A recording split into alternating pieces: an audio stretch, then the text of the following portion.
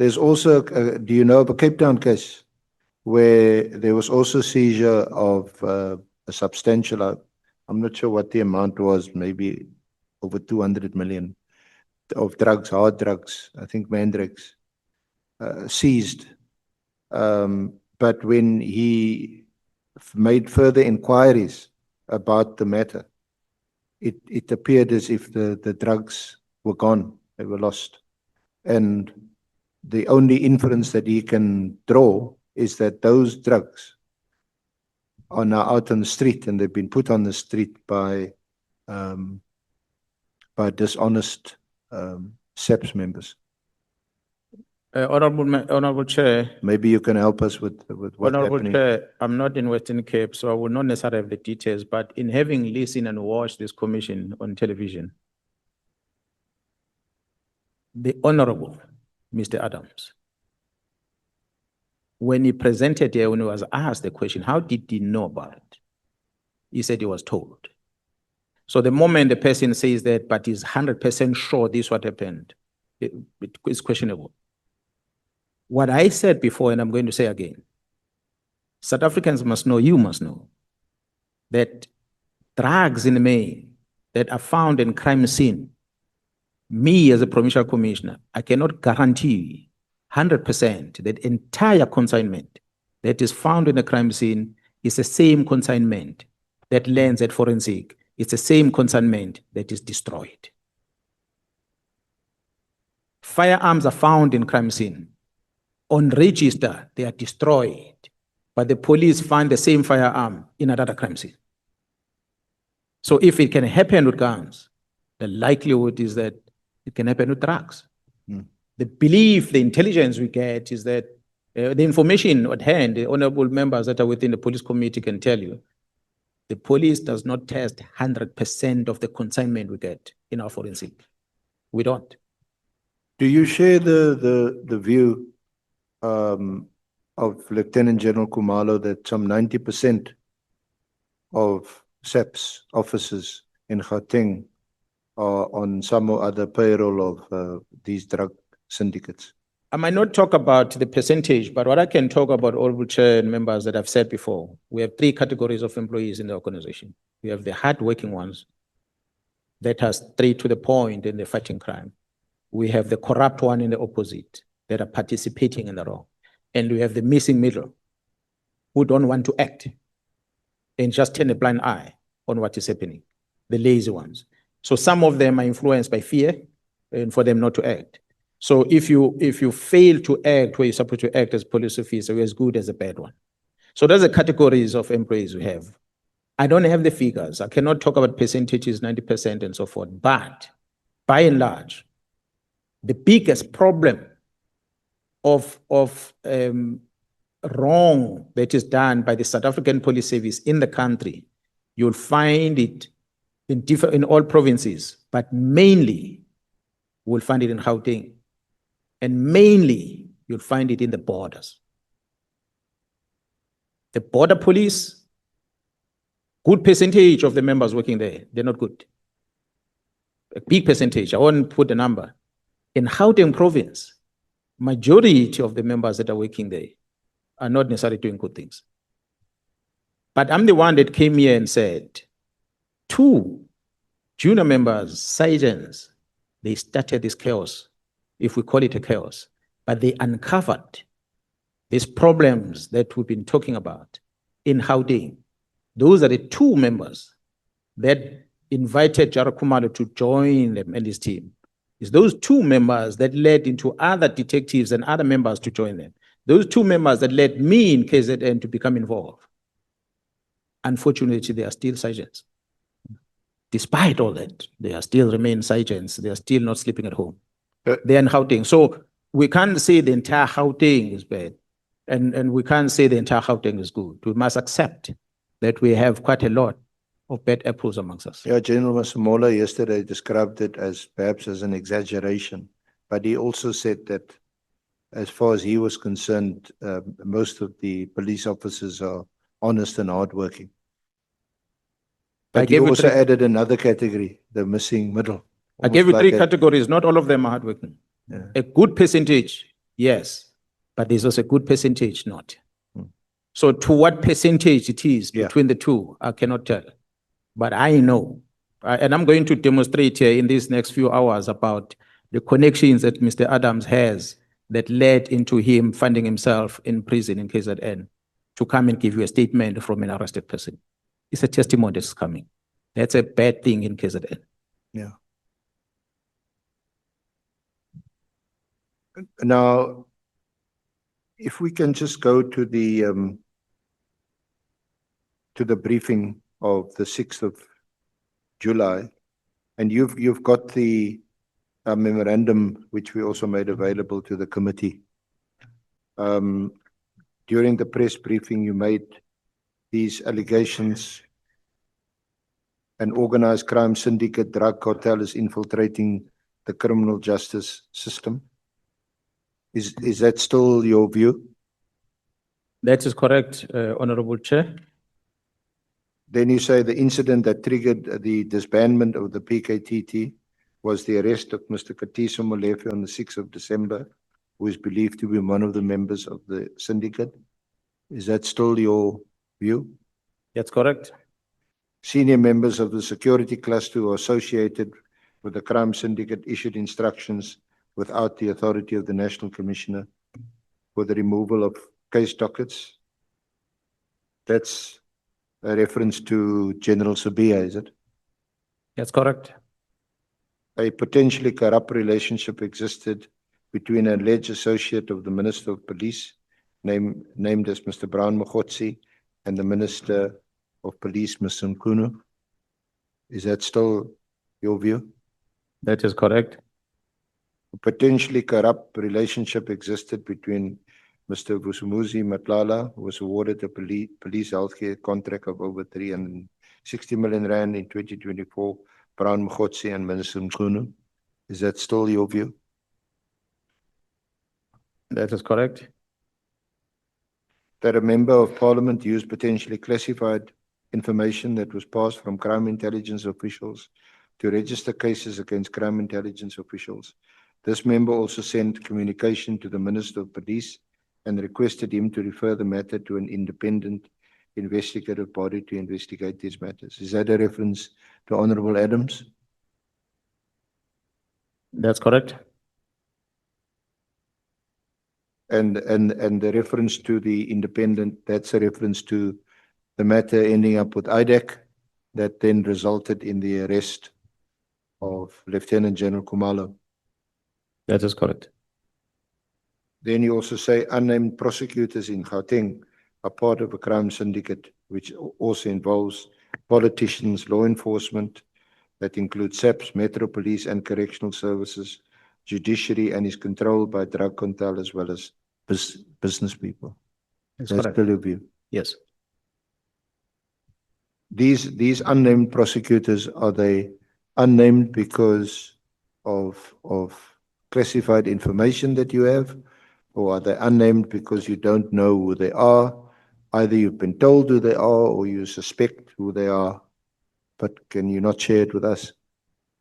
Well, it is known who they are, some of them, but we cannot share because this investigation is connected. Does the same apply to politicians? Yeah, well, we've named some politicians that are part of this, that are enabling it. When I mention the role of politicians, and maybe, I don't know if you want me to qualify this in some instance. Honorable Chair and members, I had spoken about Honorable Adams, I've spoken about Honorable Kola Banat, amongst others, that are politician, Minister Mkhwanazi. But I must indicate that our leaders of society, which is our politicians, might not necessarily be involved with the bad things at the beginning, but because of the corrupt members within, they capture these leaders and they use them. And to extend that when the leader then is used, it either becomes aware but continues doing the wrong. If he's not aware, once this thing is made, is brought to his or her attention, And that leader is expected to pull back and then start asking questions. And a classic example of that is me saying, that Minister Mkhwanazi was new in the organization. I believe, I'm still saying Honorable Sangol, that Minister Mkhwanazi was captured to end up writing that letter. But he doesn't accept that. He owns it. Yes, I understand. He typed the letter in his own iPad. The iPad that when he came here and the others said the information was deleted because they went to erase, where the information was taken by the team that was investigating, gadgets were taken. The gadgets were taken, and when the gadgets were analyzed, the information was deleted. All of them are deleted. Minister deletes information from the government document. They delete it. But as I said before, you delete, we retrieve. So we have the information. We know that indeed, he's right. He is an author of the letter. He wrote the letter. He typed it himself. He sent it to his chief of staff. Chief of staff sent it to the PA. What sits in the letter is an electronic signature. It's not Mkhwanazi signing it. It's a secretary that placed the signature there. The document comes back to the minister. Minister instructs that distribute. And the chiefs of staff distribute. We then feel, okay, that's how it lands to Mkhwanazi, because while it's distributed to the official email address, there's a private email address where the same document is sent to by the chief of staff on the same day. So I still believe, I'm still convinced that Minister Mkhwanazi was made to do what he did. He was made to do what he did. So it's many other leaders that are made to do what they do. But some of them, then they find joy in it and they go with it. But when we put here the issue of politicians participating, is because politicians become enabler. Because in the instance of the minister, is controlling the organization. For the minister to write a letter and stop the filling of vacancies, and suddenly a year down the line, we have no head of crime intelligence because of that letter. If the minister decides shut down this team, and the process is undertaken to shut down the team, that will compromise investigation. Honorable Chair and members, when Kumal and them were arrested, that entire CGI ops operation came to a standstill. Those junior members couldn't sleep at home, could not get paid, could not do anything because the money and resources needed to come from crime intelligence, and they put a stop on it. Honorable Adams is not here now. Millions of rands were spent by crime intelligence from the secret fund account between the time Kumal was arrested and the time when they came back. That they are busy auditing now to try and justify before the Auditor General, when the Auditor General is going to come and audit. So that shows the extent of the problems that we had. So the investigation were frustrated by that arrest. Until they were released, allowed to go back to work, then they continue working. So without going to details, Honorable Ms. Kona Palnat, she's the first to get a phone call when a member of crime intelligence was arrested, Gerald Shaba, comes back from prison, straight back to work. The members of crime intelligence, because they did not want them there, they pick up a phone and they contact the honorable member. The honorable member is quick on the pen, she writes a question from Parliament. National Commissioner, why are you violating the court order? Why is this man doing there? What she did not know is that Lushaba did not receive the court order, which was similar to Kumar. The magistrate was sober. He said, me as a magistrate, I'm not going to prescribe where must go. I'm releasing you on bail. The state did not oppose this. So go back to work. He landed in the office. What came out of that is an honorable member that writes a letter saying the National Commission is violating the law. You must arrest Lushab. So this is just to show you how the politicians have been used. The honorable member can tell you, she received the response, but she was fed the wrong information. So she will end up with the stigma of saying she's working with the team because they don't verify information. You take it and you jump and you run with it. You know, I respect the leaders of our side. Honorable Adams sitting here, we still call him honorable. Despite the fact he called himself a thief, but we still call him honorable. The reality is, once they start getting involved as leaders on things that are supporting the rot within the justice system, working with the criminals outside, business people outside, he then compromised our leaders. Each one of the parliamentarians represent millions of South Africans, so we cannot undermine their presence here. Regardless of how they behave, they represent people. So we must respect that. I will still call them honorable, despite how I feel. But it's that which I want to indicate as we have it here, that yes, the members, the politicians and the members of parliament, they still participate in things that they shouldn't participate in. So I will ask that they will have to pause next time they receive information, interrogate information coming before them so that they make an informed decisions. What we also see in the directive, Minister Mkhwanazi's directive of 31 December 2024,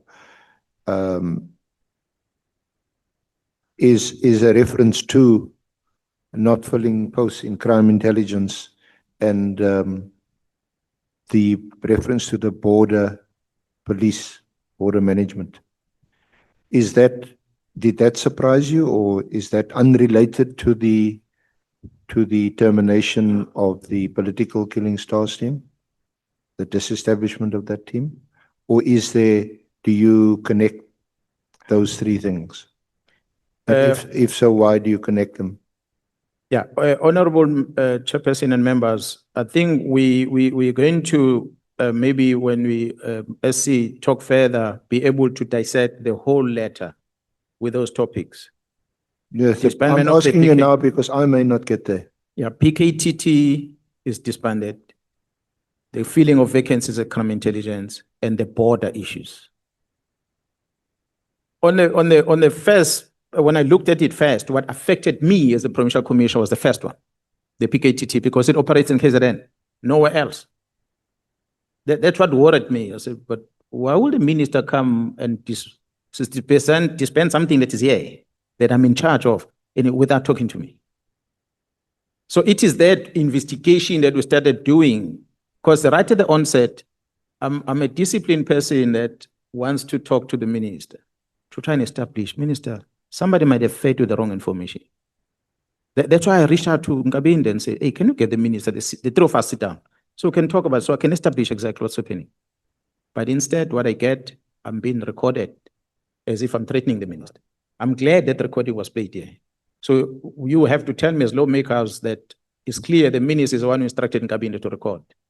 Is that not a violation of the law? I'll leave it to you to advise me on that one. What should I do with that? But they record me because there's a certain agenda that has been pushed. The minister has fed something else. Had I called the minister directly, perhaps he wouldn't be here, because he would have realized what he's been made to do. That is wrong.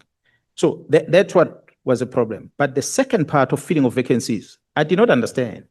But as I started paying attention to what's happening at crime intelligence, then I realized that it is crime intelligence that influence him.